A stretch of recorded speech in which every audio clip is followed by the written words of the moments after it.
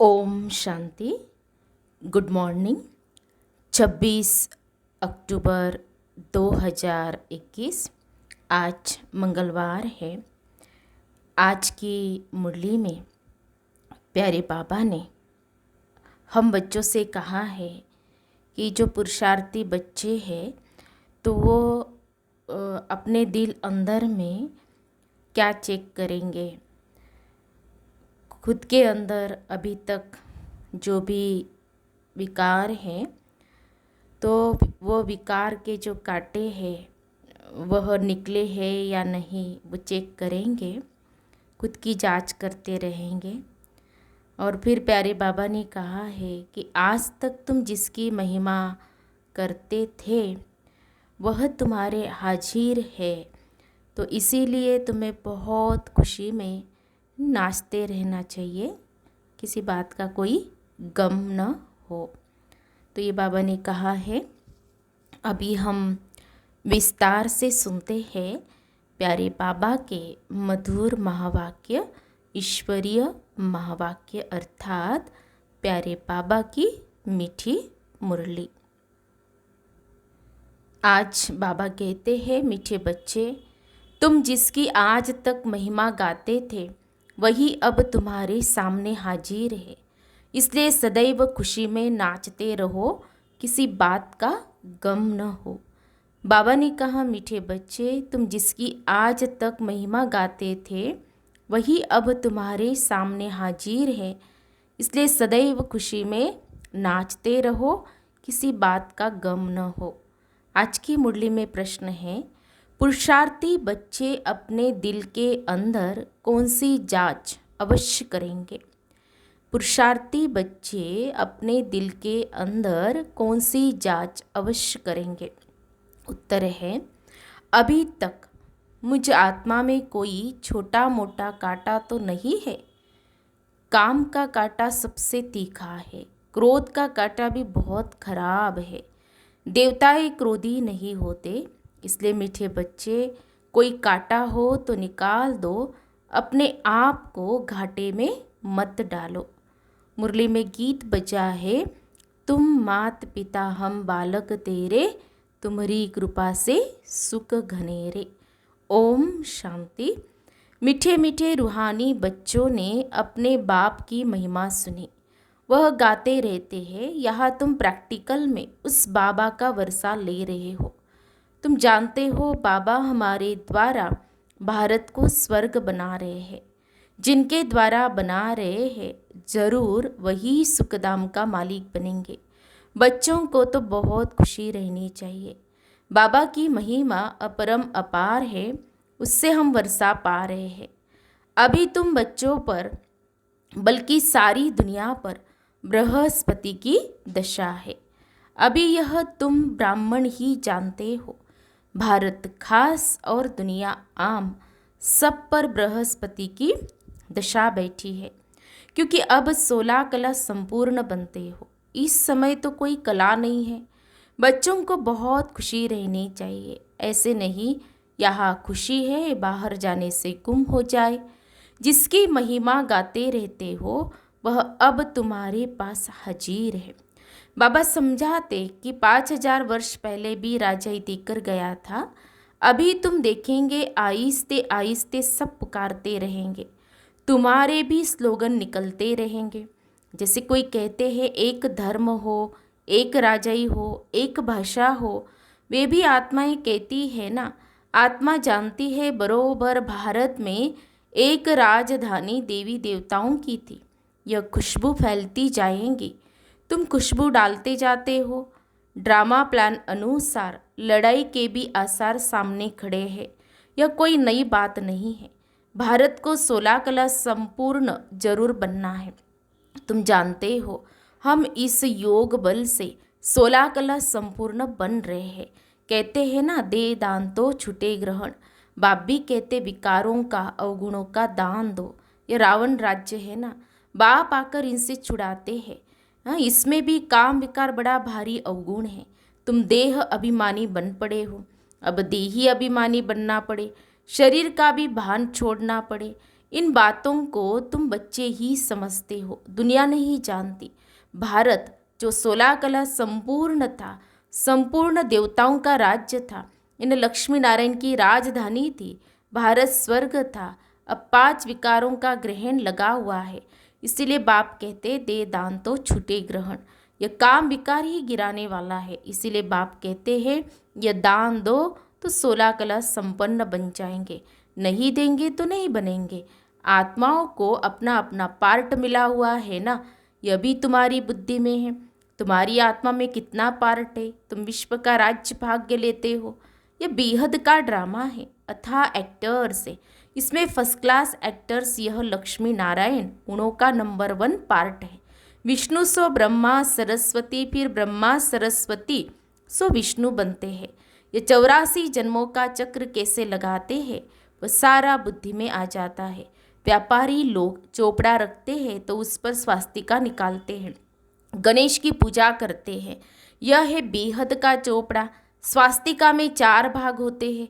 जैसे पूरी में चावल का हंडा रखते हैं, वह पक जाता है तो 4 भाग हो जाते हैं, वह चावल का ही भोग लगता है। अभी तुम बच्चों को कौन पढ़ा रहे हैं?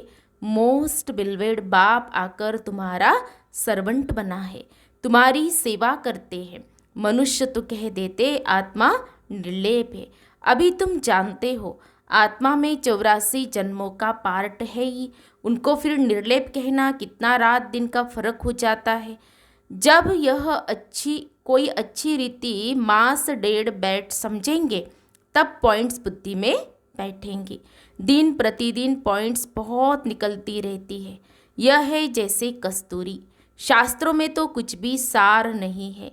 बाबा कहते हैं वह अब बुद्धि से निकाल दो।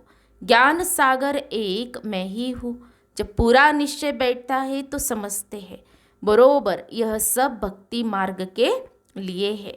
परमपिता परमात्मा ही आकर दुर्गति से सद्गति करते हैं। सीढ़ी पर भी क्लियर दिखाना है। भक्ति मार्ग शुरू होता है तो रावण राज्य शुरू होता है।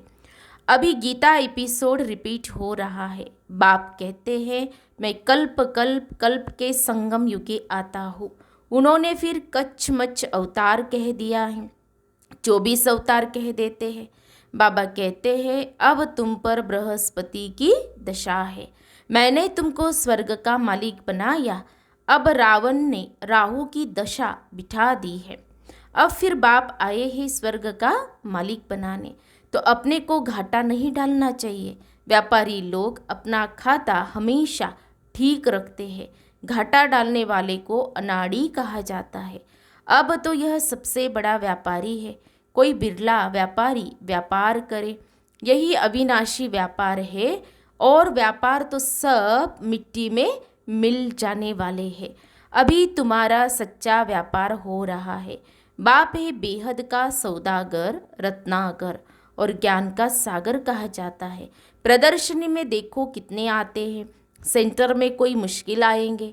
भारत तो बहुत लंबा चौड़ा है ना, सब जगह तुमको जाना है। पानी की गंगाएं तो सारे भारत में नहीं है।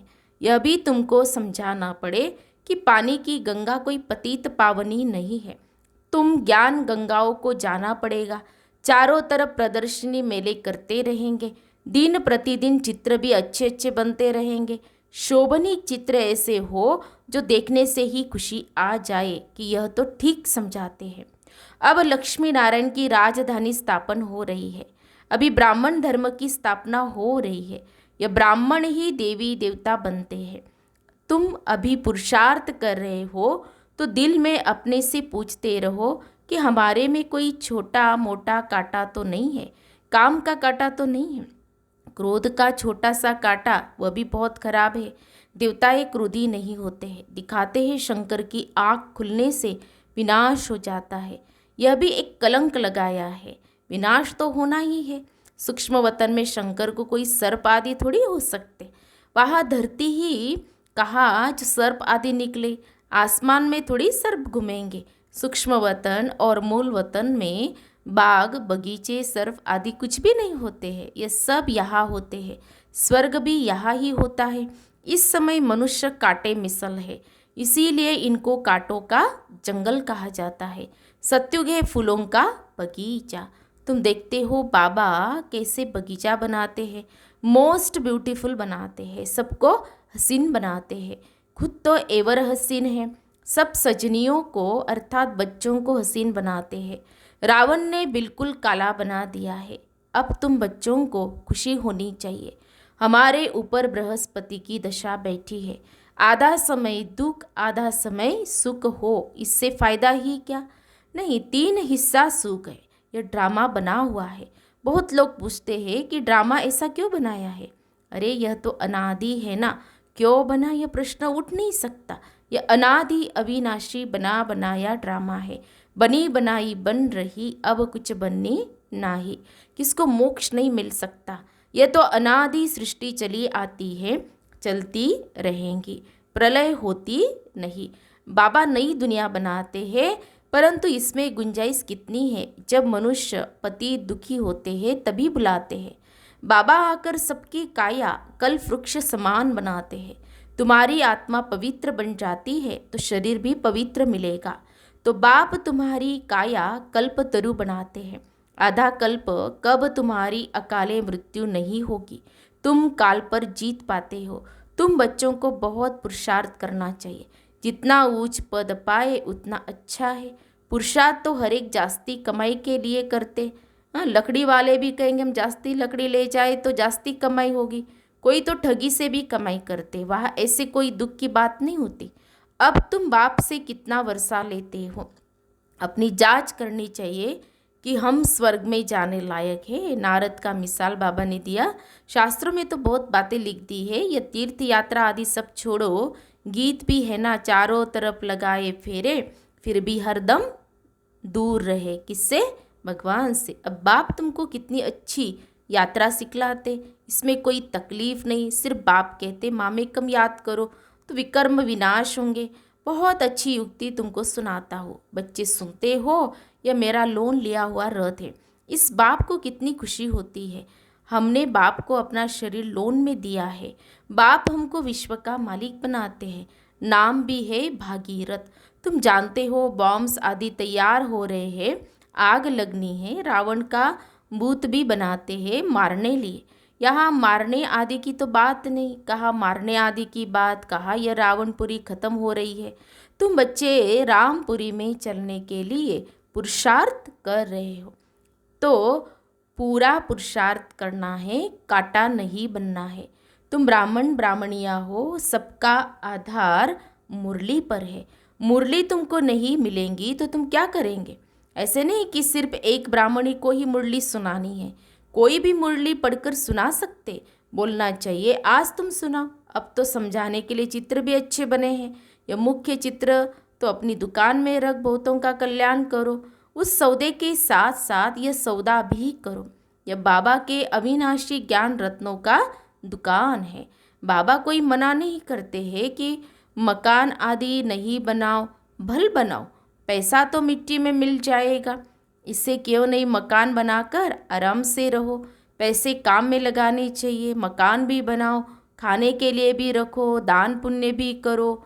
कश्मीर का राजा मरा तो अपनी प्राइवेट प्रॉपर्टी जो थी वह सब आर्य समाजियों को दान में दे गया। अपने धर्म के लिए करते हैं ना, यहाँ तो वह कोई बात नहीं है।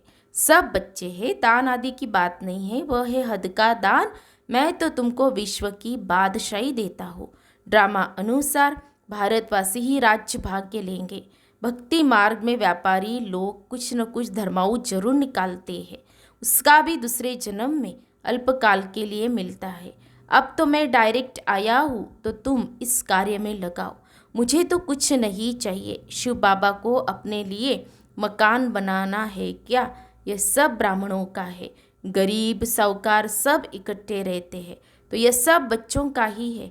देखा जाता है घर में यह कैसे आराम से रहते हैं, तो वह प्रबंध देना पड़े। इसीलिए कहते सबकी खातिरी करो, कोई चीज़ न हो तो मिल सकती है। बाप को तो बच्चों पर लव रहता है, इतना लव और कोई का रह नहीं सकता। बच्चों को कितना समझाते हैं, पुरुषार्थ करो, औरों के लिए भी युक्ति रचो। इसमें चाहिए 3 सिर्फ 3 पैर पृथ्वी जिसमें बच्चियाँ समझाती रहे। कोई बड़े आदमी का हॉल हो, बोलो हम जरूरी चित्र रख देते हैं। 1-2 घंटा सुबह शाम क्लास करके चले जाएंगे। खर्चा सब हमारा, नाम तुम्हारा होगा। बहुत आकर कौड़ी से हीरे जैसा बनेंगे। अच्छा, मीठे मीठे सिक्के लदे बच्चों प्रति माता पिता बाप दादा का याद प्यार और गुड मॉर्निंग। रूहानी बाप की रूहानी बच्चों को नमस्ते। हम रूहानी बच्चों की रूहानी बाप दादा को याद प्यार और नमस्ते नमस्ते। ओम शांति, ओम शांति, ओम शांति। गुड मॉर्निंग बाबा, शुक्रिया बाबा, थैंक्स बाबा, पद्मा पदम, शुक्रिया बाबा आपका। फिर धारणा के लिए मुख्य सार। आज की मुरली का सार 2 पॉइंट में। पहली पॉइंट है, अविनाशी बाप से सच्चा सच्चा अविनाशी व्यापार करना है। उस सौदे के साथ इस सौदे में भी समय देना है। ज्ञान गंगा बन सबको पावन बनाना है। दूसरी पॉइंट, ब्राह्मण जीवन का आधार मुरली है जो प्यार से सुननी और सुनानी है। अंदर कोई भी कांटा हो तो उसे निकाल देना है, अवगुणों का दान करना है। प्यारे बाबा का वरदान है हम बच्चों के प्रति, सहनशीलता के गुण द्वारा कठोर संस्कार को भी शीतल बनाने वाले संतुष्ट मनी भव। सहनशीलता के गुण द्वारा कठोर संस्कार को भी शीतल बनाने वाले संतुष्ट मनी भव। स्पष्टीकरण है, जिसमें सहनशीलता का गुण होता है वह सूरत से सदैव संतुष्ट दिखाई देता है। जो स्वयं संतुष्ट मूर्त रहते हैं वह औरों को भी संतुष्ट बना देते हैं। संतुष्ट होना माना सफलता पाना। जो सहनशील होते हैं वह अपनी सहनशीलता की शक्ति से कठोर संस्कार व कठिन कार्य को शीतल और सहज बना देते हैं। उनका चेहरा ही गुण मूर्त दिखाई देता है, वही ड्रामा की ढाल पर ठहर सकते हैं। स्लोगन है, जो वाणी द्वारा नहीं बदलते उन्हें शुभ वाइब्रेशन द्वारा बदल सकते हो। जो वाणी द्वारा नहीं बदलते उन्हें शुभ वाइब्रेशन द्वारा बदल सकते हो। तो हम सब ने सुने प्यारे बाबा के मधुर महावाक्य, ईश्वरीय महावाक्य। तो आज प्यारे बाबा ने हम बच्चों को स्वयं की ही जांच करने के लिए कहा है। हमें चेक करना है कि हमारे अंदर कितने कांटे हैं, हम कितना गुणमूर्त बने हैं, ये चेकिंग हमें करनी है। और हमें नशे में भी रहना है कि भक्ति मार्ग में जन्म जन्मांतर आज तक हमने भगवान को ढूंढा, भगवान की महिमा की और वह हमारे सम्मुख है, हाजिर है। तो बहुत हमें खुशी में रहना है। बाबा ने आज कहा है नाचते रहना है। सारा दिन हम इस नशे में रहेंगे और खुद की हम क्या करेंगे, चेकिंग करेंगे। अच्छा, ओम शांति, ओम शांति, ओम शांति।